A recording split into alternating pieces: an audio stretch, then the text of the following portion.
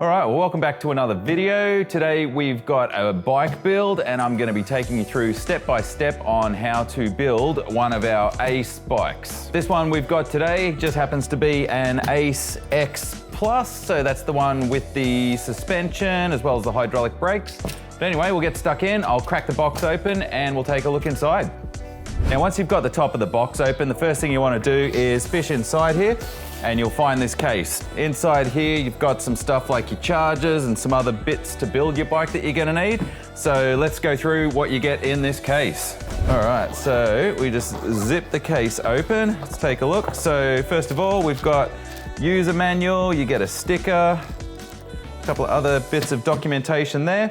You'll also find your pedals that you'll need to put on the bike.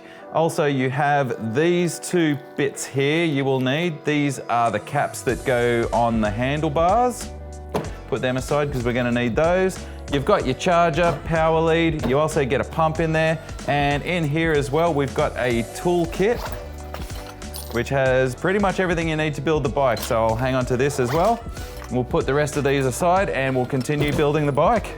Now, to get to the bike so we can start building, I find one of the easiest ways to get in here is I'm gonna cut all the way up this side and on the opposite all the way up this corner of the box, fold it down, and that'll give me full access to the bike.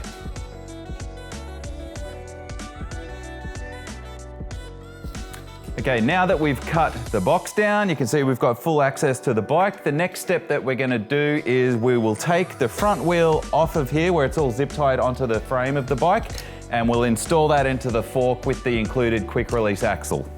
Now, another thing to note as well, mounted on top of your front wheel will be also your front fender. We don't need this right now, so we'll put this aside. Now, once you've got your quick release axle removed from the wheel, you can remove the nut and one of the screws that are on the axle, insert it from the opposite side where you'll find your brake rotor, put your spring back on, and then just loosely screw the nut on as well, and then that will be ready for us to put into the front fork. Now, to get the front wheel into the front fork, what we're gonna do is feed it up so that the disc rotor is going into the brake caliper, while lining up the two bottom parts of the fork with the axle.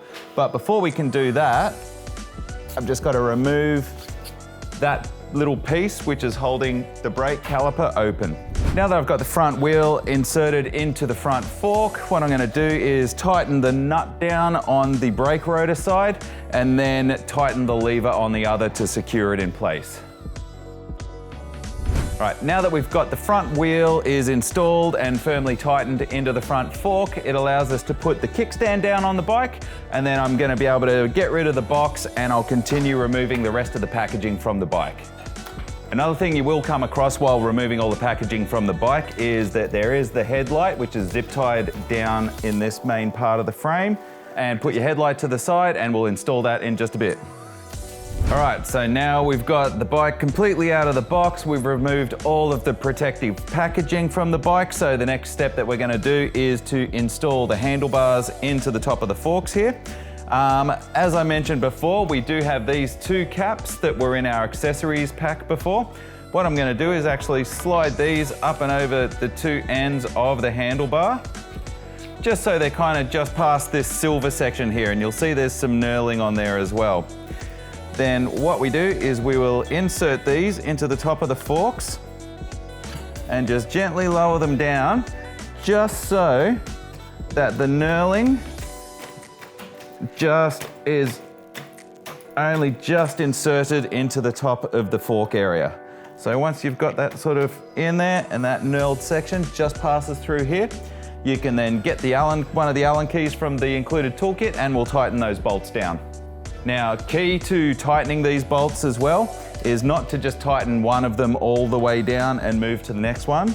You want to go around and just tighten each one a little bit and then move to the next one.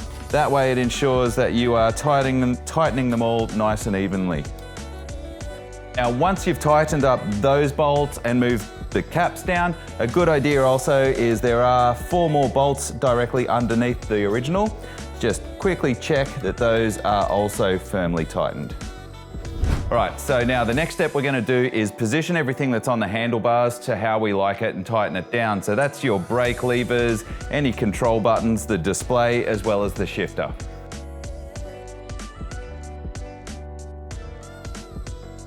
Now, once we've got the headlight mounted and the bolts tightened without over tightening them, we just need to locate both the plug from the headlight and also the plug on the bike. And then on the side of each one of these, they'll have an arrow on the side, line up the two arrows with each other and connect them. Once you've plugged in the headlight, another good thing to do is with all your cabling, push this to the side, grab yourself a cable tie, and we're just gonna cable tie this to the front handlebar, which just keeps it all out of the way of your headlight. All right, now that we've got the headlight fully installed, the next thing we're gonna do is put the front fender on. Now for your front fender, you'll see there's two sides. The shorter one is actually the front, so make sure that this part with the lip is towards the back. To mount this one on, there is a bolt already here through your fork. We'll remove that bolt, put this into position, put the bolt back through and tighten it down. Now, when you are putting the bolt through here, you may find it's a little bit too wide, so don't be afraid to just gently bend those a bit closer together. Now, another tip when you're putting your front fender on, a good thing you can do to hold it in place while you put your bolts through is just using a block of wood, just wedge it in under here, and that helps keep your fender in place while you feed your bolts through and make all the adjustments. All right, now, before tightening down the front fender completely, you want to check two things. First is that the curve of the fender is following the curve of the wheel. And second is that at the front here, this section is not passing the bottom of the head tube. Once you've checked those and you're happy, you can then completely tighten down the bolt. Now, once we've got the front fender installed on the bike, the next thing we're gonna do is check that all of the bolts holding the front brake rotor are nice and tight. Now, to do that, you will need a T25 Torx bit. Now that we've checked that the bolts holding the front brake rotor on are tight, we're going to adjust the front brake caliper. To do this, I need to loosen off this and this bolt. So we'll just gently loosen them off with the Allen wrench. Just a couple of turns is all you need to do to loosen them. And then I will pull that brake lever. While holding the brake lever, I then tighten them back down again.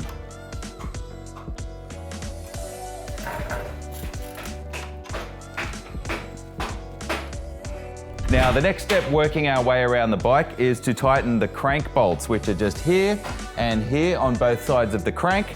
Now, we are going to use a torque wrench. We're going to torque them down to 35 Newton meters. However, if you don't have a torque wrench, you can just use an 8mm Allen wrench and just hand tighten those until you're happy that they're nice and firm. Now, once we've tightened the crank bolts on both the left and right hand side, we're going to install our pedals. You'll find these have stickers on them, both labeling as left and right hand sides. So when you are inserting the pedals to begin with, make sure to be gentle and make sure that thread is inserting correctly, and keeping in mind that the left is reverse threaded, so it's going to be tightened in the opposite direction.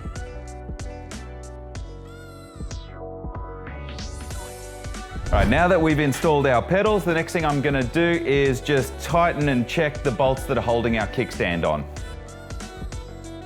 All right, now the next step that we're gonna do is I am going to check that the brake rotor bolts on the rear are tightened exactly like I did on the front. And then I'm also going to adjust the brake caliper on the rear exactly the same way that I did on the front. All right, now with the bike almost complete, the last thing we're going to do is inflate the tires to somewhere between 22 to 25 PSI. But however, before inflating yours, just be sure to check on the sidewall what the maximum is for the tires installed on your bike. All right, now that the bike is completely assembled and we've got our tires inflated, the last thing we've got to do is plug the charger in and charge the battery up. Now, when you're plugging the charger into your bike, you need to make sure you're plugging it into the battery of the bike first before you plug it into the wall socket. It does have a safety switch in here that is programmed that it won't start charging unless it's plugged in that order. Once you've got the battery fully charged up, one thing you may notice is if pressing and holding the power button up here, the bike won't turn on. Now that's because your battery will go to sleep if it's left inactive for an hour or so. To wake it up again, all you need to do is just flick your battery off and then on again, and then you can push and hold your power button and the bike will turn on. All right, so that completes our Ace assembly video. So if you've got any other questions or something that you didn't find we covered in this video, please feel free to ask them in the comments below. But other than that, we'll catch you guys in the next video.